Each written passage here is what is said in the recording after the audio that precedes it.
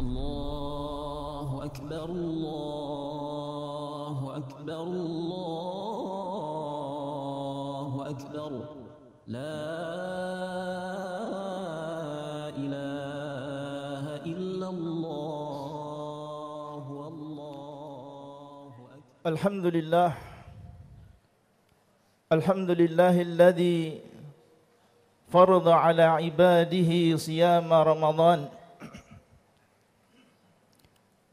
ومن عليهم بالأجر والفضل والإحسان.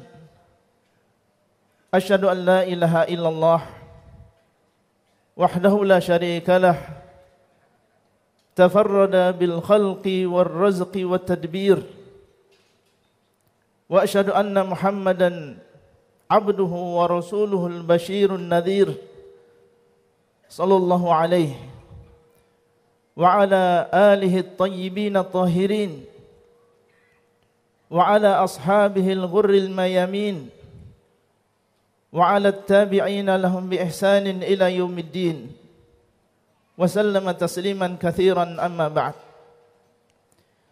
فأوصيكم ونفسي بتقوى الله عز وجل، فقد فاز المتقون. يا أيها الذين آمنوا اتقوا الله حق تقاته ولا تموتن إلا وأنتم مسلمون.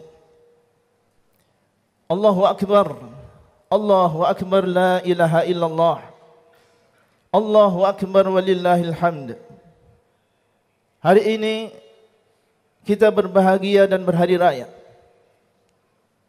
karena Allah SWT telah menyempurnakan sebuah ibadah yang wajib, yang agung, ibadah puasa Ramadan, yang merupakan salah satu di antara pondasi agama Islam.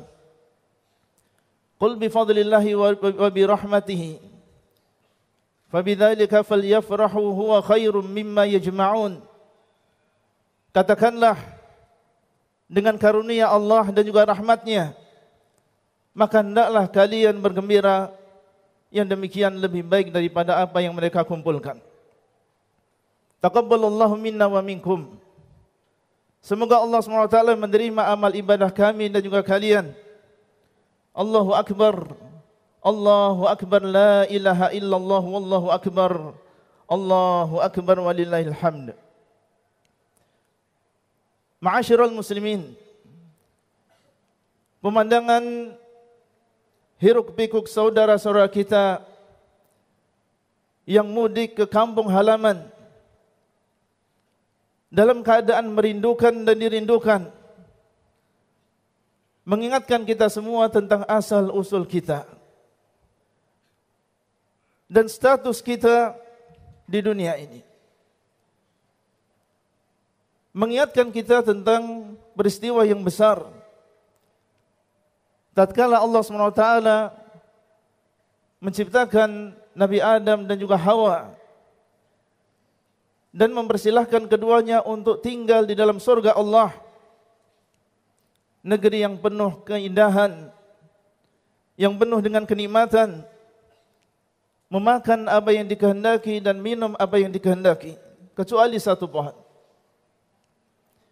Iblis yang terlaknat dengan sebab tidak menghormat kepada Nabi Adam, yang menyimpan permusuhan dan dendam kesumat, berusaha untuk mengeluarkan beliau berdua dari surga, membisiki, menghias-hiasi, bahkan bersumpah bahwasanya dia adalah orang yang menasihati.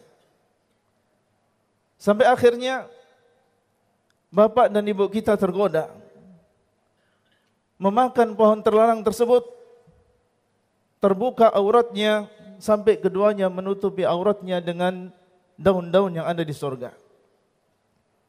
Akhirnya Allah SWT mengeluarkan Nabi Adam dan juga Hawa dari surga dengan sebab kemaksiatan ini, dan diturunkan ke bumi ini dan tinggal di bumi ini beserta anak keturunannya sampai waktu yang ditentukan oleh Allah Subhanahu wa taala.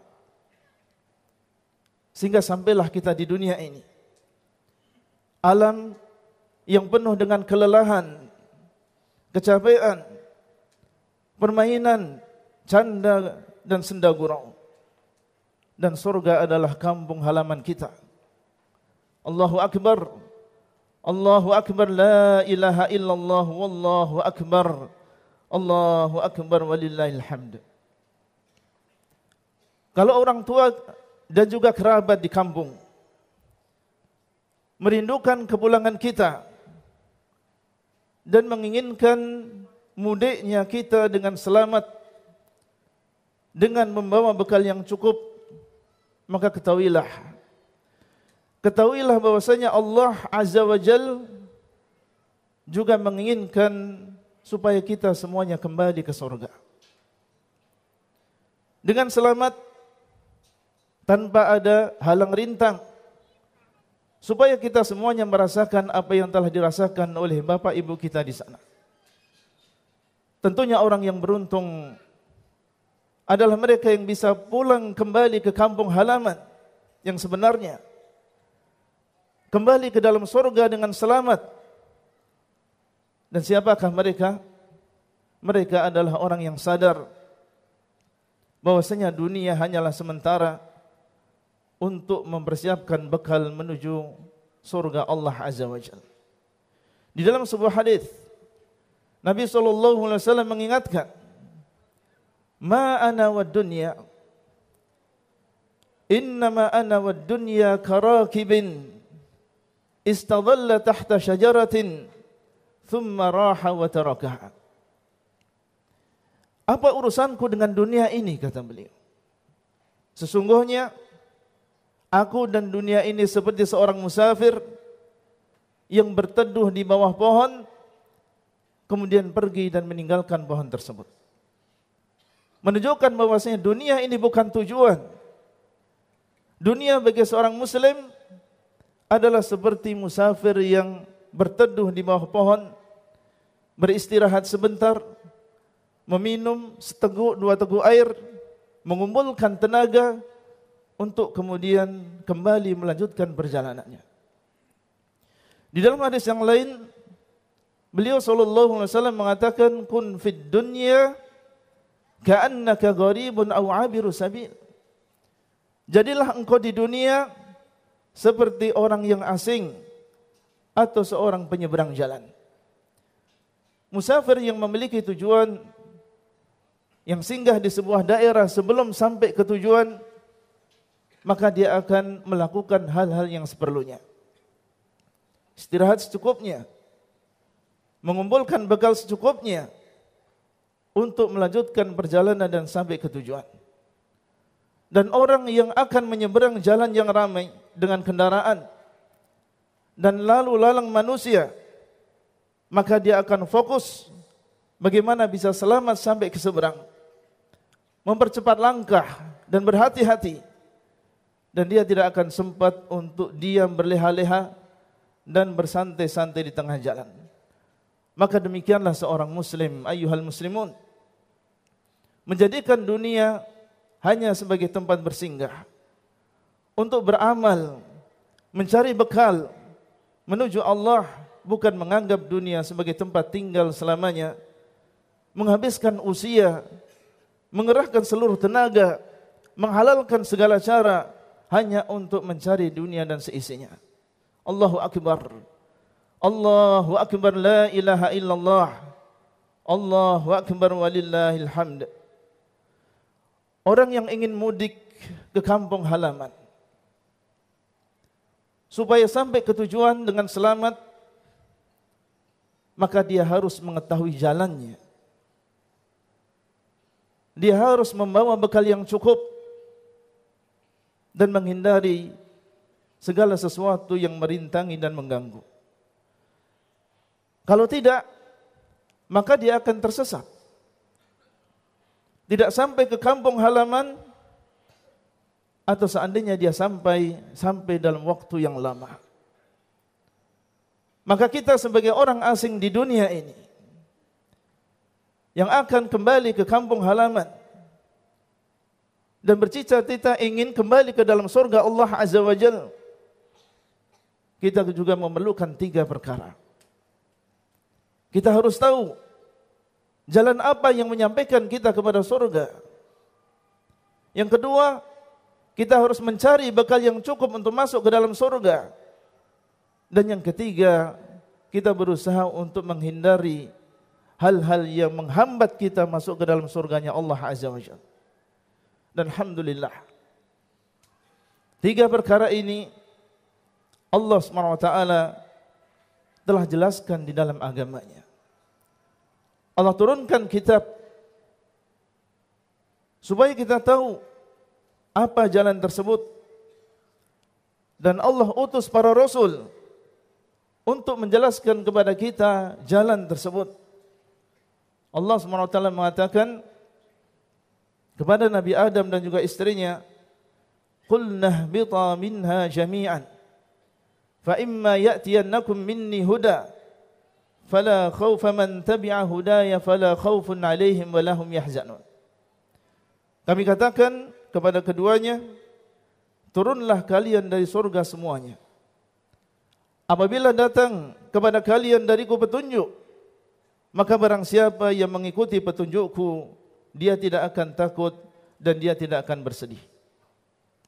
Dan Nabi SAW, beliau SAW mengatakan, taraktu fikum amrain lan tadillu ma tamassaktum bihima, kitab Allah wa sunnata rasulih.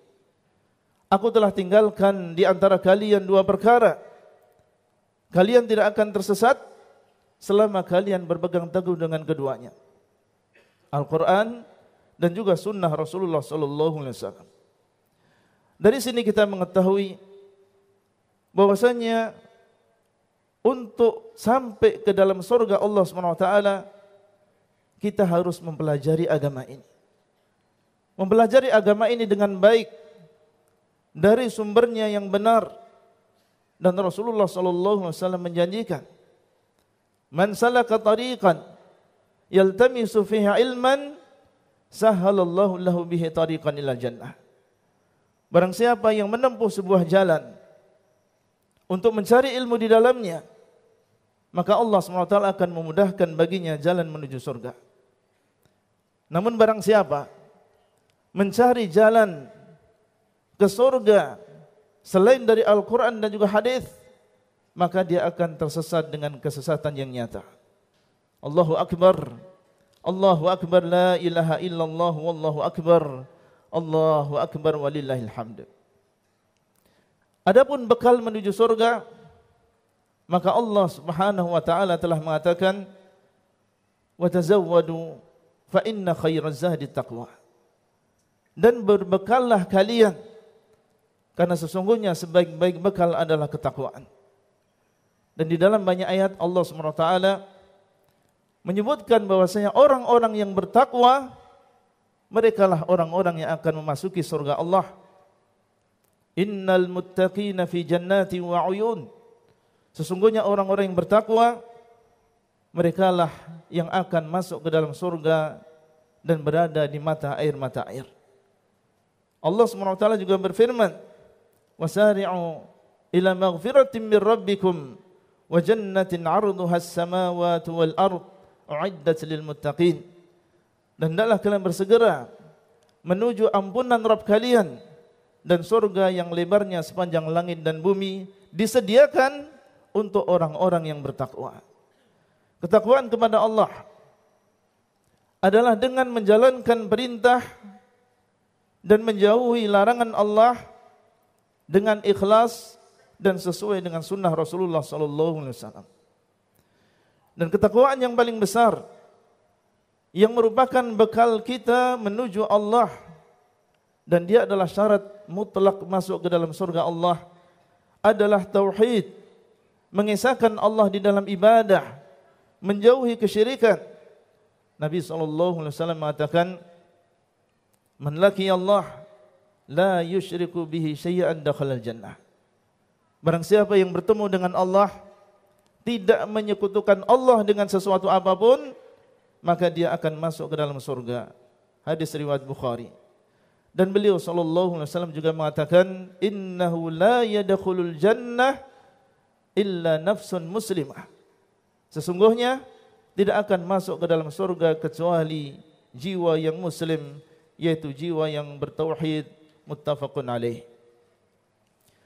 Sebaliknya ayuhal muslimun, barang siapa yang bertemu dengan Allah dalam keadaan dia menyekutukan Allah dengan sesuatu, maka Allah haramkan atasnya surga. Diharamkan dia untuk kembali ke kampung halamannya. Innahu may yusyrik billah faqad harramallahu alaihi al-jannah wa ma'wahu an-nar wa ma lidh-dhalimin min ansar. Sesungguhnya barang siapa yang menyekutukan Allah, maka sungguh Allah Subhanahu wa taala mengharamkan atasnya surga dan tempat kembalinya adalah neraka, dan tidak ada penolong bagi orang-orang yang melakukan kezaliman. Dan di antara ketakwaan yang merupakan bekal menuju surga adalah melaksanakan berbagai kewajiban di dalam agama ini. Salat 5 waktu yang diwajibkan di dalam sehari semalam, yang merupakan pembeda antara seorang muslim dengan yang lain. Al-ahdul ladzi bainana wa bainahumus shalah, faman tarakaha faqad kafar. Perjanjian, perbedaan antara kita dengan mereka adalah salat, maka barang siapa yang meninggalkan salat, sungguh dia telah keluar dari agama Islam. Di antara ketakwaan tersebut adalah kewajiban membayar zakat atas orang-orang yang kaya sebagai pembersih dosa dan memberikan manfaat kepada saudara-saudara yang miskin. Allah Subhanahu wa taala berfirman, "Khudh min amwalihim shadaqatan tutahhiruhum wa tuzakkihim biha." Ambillah dari harta mereka sebagai zakat yang membersihkan mereka. Dan berpuasa Ramadan yang baru saja kita laksanakan termasuk di antara ketakwaan berhaji ke Baitullah bagi yang mampu, berbakti kepada kedua orang tua, mendengar dan taat kepada penguasa dan lain sebagainya. Dan di antara ketakwaan adalah melaksanakan amalan-amalan yang sunnah, berpuasa 6 hari di bulan Syawal, melakukan salat malam, bersedekah, menyantuni orang miskin, anak yatim dan sebelumnya dan sebagainya. Dan di antara ketakwaan tersebut adalah meninggalkan berbagai jenis kemaksiatan seperti berzina, minum khamr, riba, dusta, membuka aurat dan lain sebagainya. Allahu akbar. Allahu akbar, la ilaha illallah, wallahu akbar walillahil hamd. Dan ketahuilah bahwasanya di antara yang menjadi penghalang besar kita untuk kembali ke dalam surga Allah, untuk kembali ke kampung halaman kita yang tercinta adalah iblis la'anahullah. Iblis tidak ingin kita kembali ke surga. Apa yang dia inginkan? Dia ingin supaya kita masuk neraka bersamanya.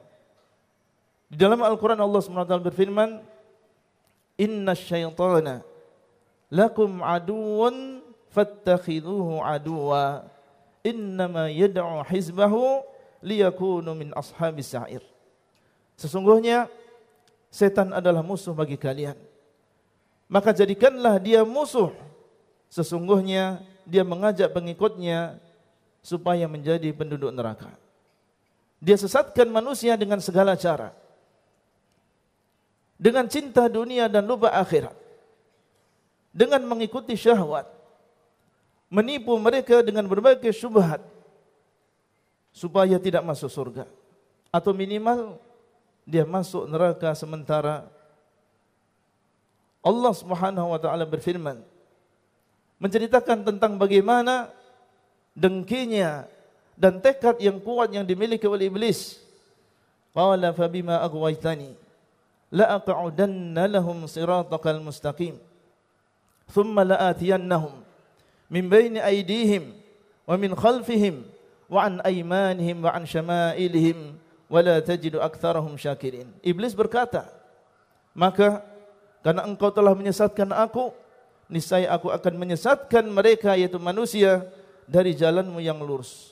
Kemudian aku akan mendatangi mereka dari depan mereka, dari belakang mereka, dari kanan mereka, dari kiri mereka, sehingga engkau tidak mendapatkan sebagian besar mereka bersyukur.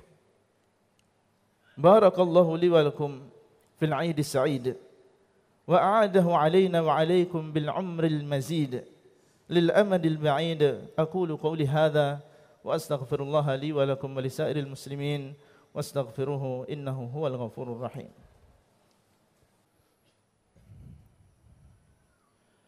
Alhamdulillahi ala ihsanih wa syukru lahu ala taufiqihi wa amtinanih wa asyhadu an la ilaha illallah wahdahu la syarika lah ta'ziman li sya'nih wa asyhadu anna Muhammadan abduhu wa rasuluhu ad-da'i ila ridwanih sallallahu alaihi wa ala alihi wa ashabihi wa tabi'ina lahum bi ihsanin ila yaumiddin wa sallama tasliman katsira. Kembali di khutbah yang kedua, khatib mewasiatkan kepada dirinya sendiri dan juga para jamaah sekalian untuk bertakwa kepada Allah Azza wa Jalla. Ya ayyuhalladzina amanu taqullaha haqqa tuqatih wa la tamutunna illa wa antum muslimun. Fudail ibn Iyad, seorang guru di antara guru-guru Al-Imam Asy-Syafi'i rahimahullah, suatu hari bertemu dengan seorang laki-laki. Beliau bertanya, berapa umurmu? Dia mengatakan 60 tahun. Maka Fudail berkata, maka kamu ya fulan semenjak 60 tahun yang lalu berjalan menuju Rabbmu dan hampir-hampir engkau sampai. Laki-laki ini berkata, wahai Aba Ali, inna lillahi wa inna ilaihi raji'un. Sesungguhnya kita memang milik Allah dan kita semuanya akan kembali kepada Allah. Berkata Fudail, tahukah kamu apa pengertian ucapan ini? Ucapan inna lillahi wa inna ilaihi raji'un. Maka laki-laki itu berkata, karena tahu bahwasanya di depannya adalah seorang ulama, jelaskan ucapan ini untuk kami wahai Aba Ali. Maka beliau berkata, sesungguhnya kita adalah milik Allah.